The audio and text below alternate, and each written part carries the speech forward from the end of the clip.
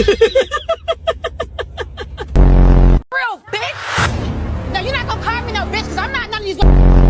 Say hello.